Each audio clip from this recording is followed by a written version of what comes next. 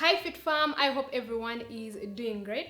It's been very long since I last uploaded a video and I apologize for that, but school has been really very tight on top of Corona messing the world, so yeah. And in this video, I would like to share with you an acupressure technique that you can use to help revive someone who has fainted. This technique is also very good for relieving heart pain and other heart-related issues and circulatory problems.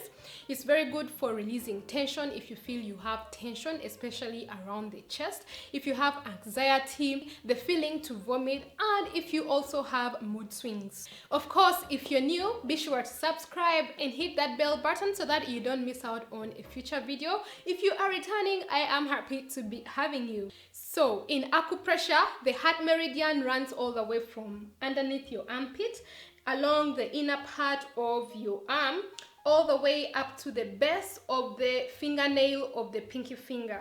And the point that we want to work with is this point over here that is near to the index finger. So you can either gently apply pressure to that point and hold it right there for about 1 or 2 minutes.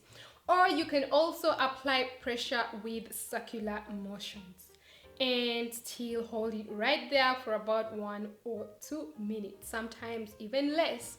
And well, that is just about it for today. Don't forget to give this video a big thumbs up and leave me a comment if you have any questions or something to tell me. Don't forget to share it with your friends and family who you think would need it. Don't forget to subscribe and hit that bell button so that you are the first to always receive notifications every time I upload a new video.